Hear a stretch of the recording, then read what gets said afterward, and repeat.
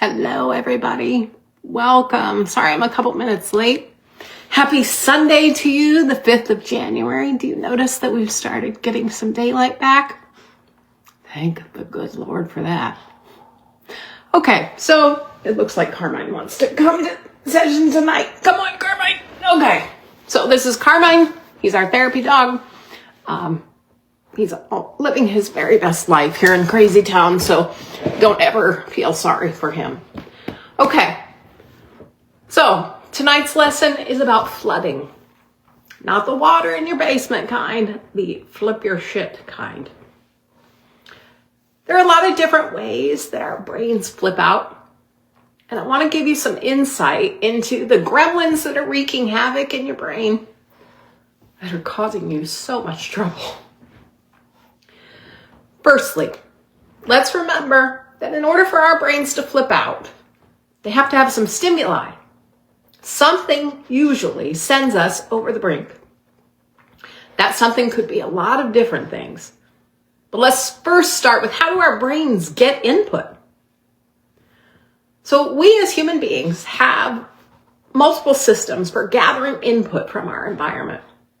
Obviously, they include our 5 senses: sight, hearing, touch, taste, smell.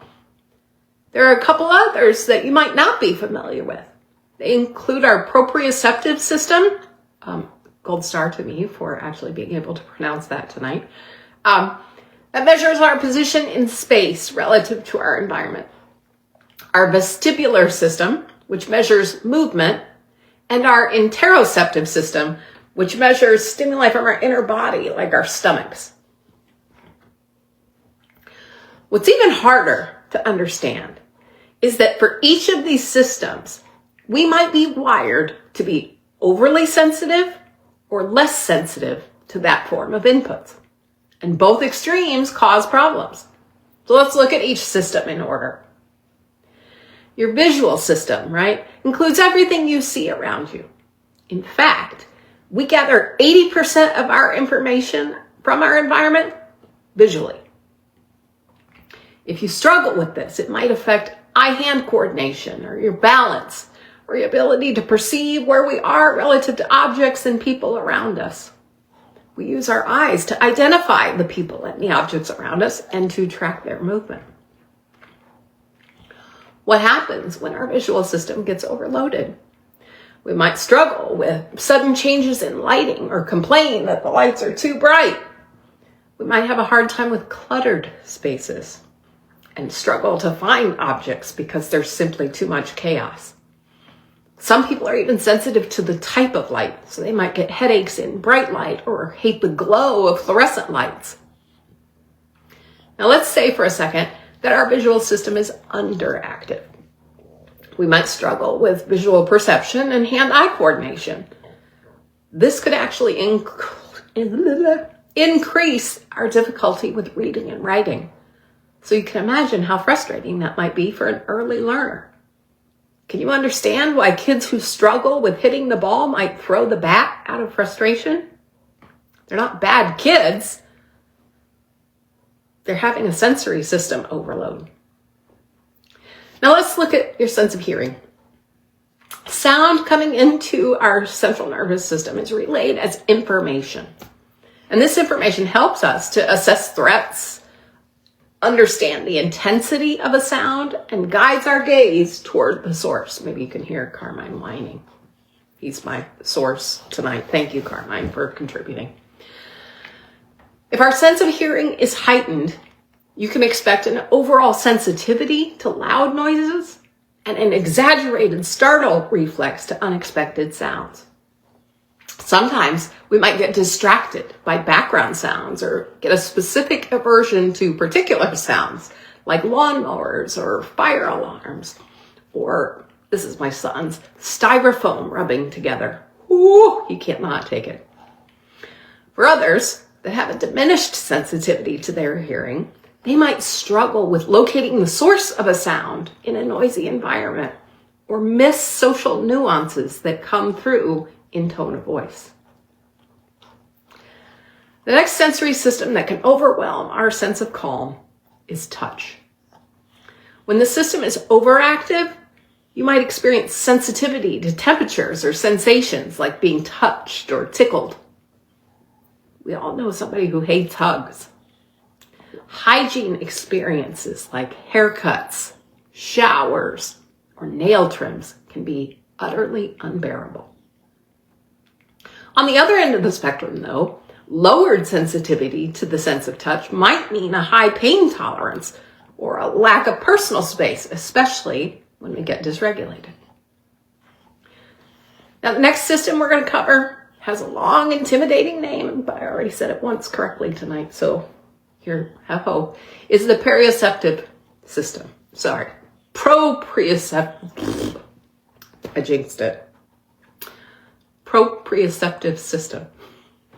It's the system that helps us know where our body is in space relative to other objects and people. When that system is overloaded, you might see clumsiness or falling and bumping into objects. Those of us that struggle with this end up covered in unknown bruises, and we have no idea how they got there. Both the heightened and the desensitized levels of awareness in the proprioceptive system can look like slouching or poor attention. So imagine the kid that gets in trouble at school for her body language, when the truth is, it is simply her proprioceptive system is on fire. The vestibular sensory system helps us with movement. When the system is overactive, we see that people might feel dizzy or get motion sick. They might not be able to tolerate backward or side-to-side movement. Conversely, if sensations from this system are blunted, we might see extremely fidgety behavior or visual focus on moving objects like ceiling fans. We'll also see difficulty with attention. So that kid in class that everyone thinks has ADHD may simply have a diverse vestibular sensory system. We have to discern what is the disorder that we're really trying to help with. Okay, the final system is the interoceptive system.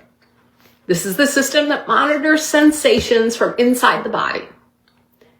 Interestingly, this system includes receptors in all of our organs, and it carries messages about hunger, thirst, and heart rate to our brain. This system is almost directly connected to our amygdala and our limbic system. If our interoceptive system is hyperactivated, we might see people who have a very high tolerance for pain or a sense of overwhelm related to feelings of sadness, anger, or happiness. Stress feelings can completely max out this system and render us frozen or unable to respond appropriately in the moment. The converse, hypo-responsiveness, sometimes looks like an inability to sense temperature, like wearing shorts all winter long or long pants and a beanie in the summer.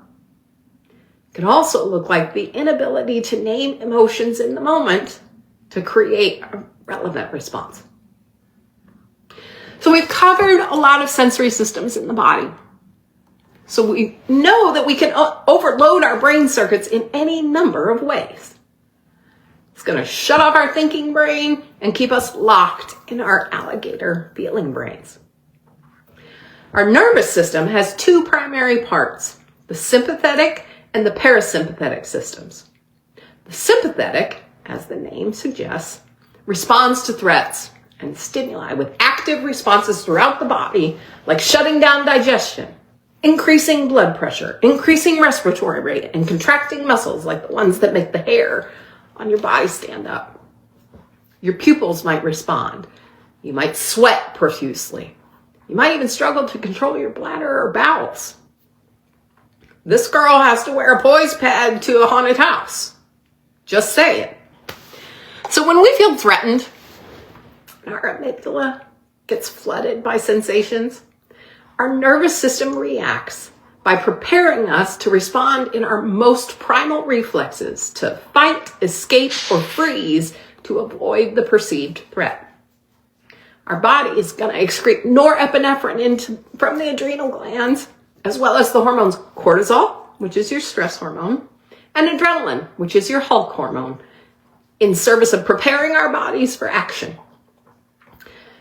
Now, once these hormones are in your bloodstream, the only way they get removed is through processing by our livers and kidneys.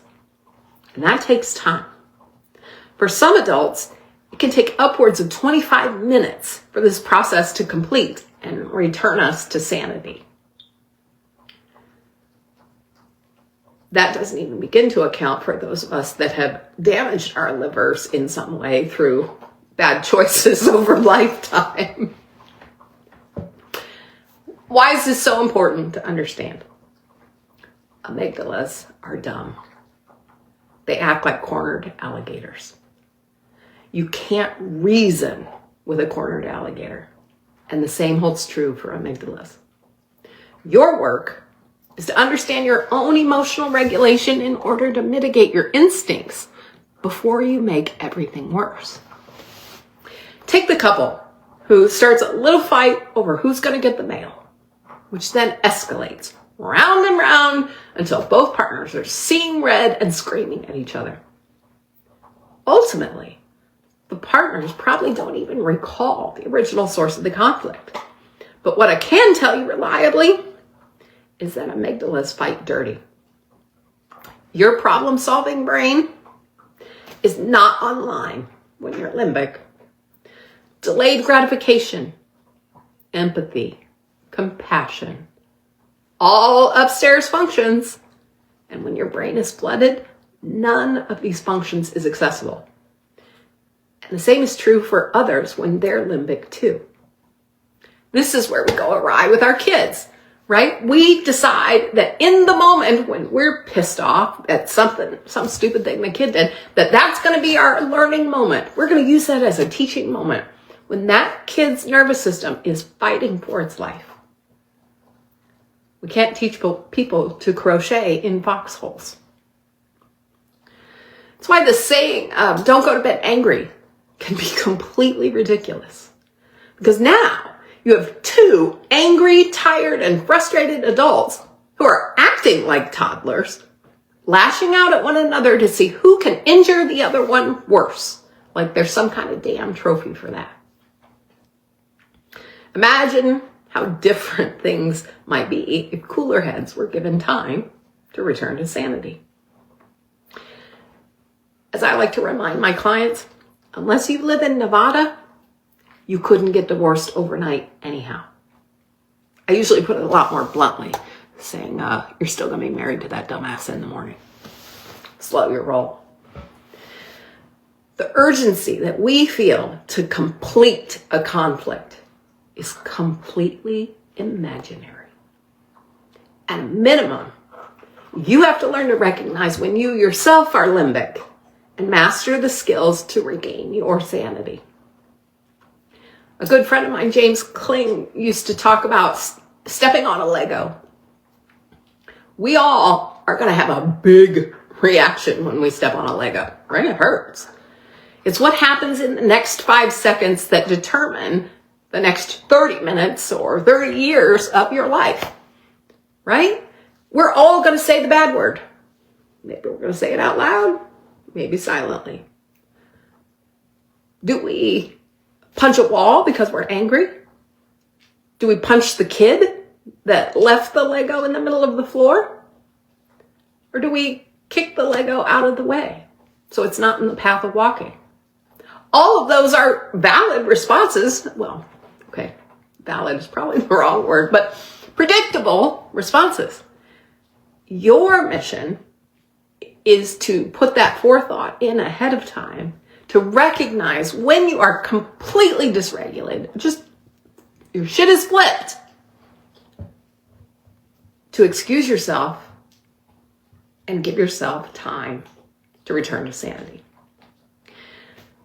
When we are arguing with our kids, oftentimes we make the mistake of matching their energy. So the more escalated they get and the more angry they get and the louder they yell, we are right there with them. It doesn't work. We're fighting with an alligator that's hissing and whatever noise alligators make. It's not a teaching moment. So what we can do in that moment, particularly with a kid who has a not very mature brain, is we can model the behavior to say, I am feeling dysregulated or upset or angry or whatever. I'm going to take a break.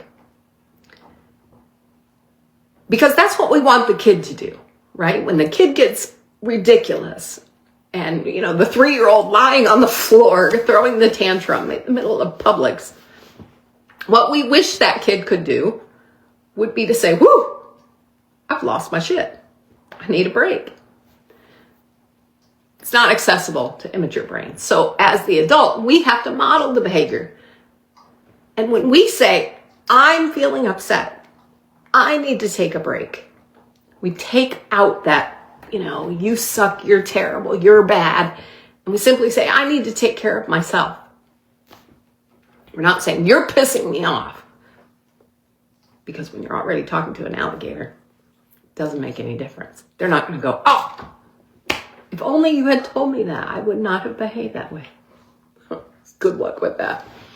So, again, tonight we talked about all kinds of different sensory systems of how we take in input and how our individual wiring sets us up either for success or struggle. And your work is to understand your particular wiring system and begin to control it as much as you can to prevent from making things worse in your own life and in your relationships. We'll cover those tools in a later lesson, but bravo to you for making it through this lesson. Thanks. Let's talk about what's next. So this was the 6th lesson of the Insight Framework, my online course. I hope that this experience is giving you some tools and some desire to complete this work or use any of them to process your past and understand how you got here. There's a couple different ways we can keep the momentum going. The first is my online course, the Insight Framework. There are 6 additional modules in addition to the one you saw tonight.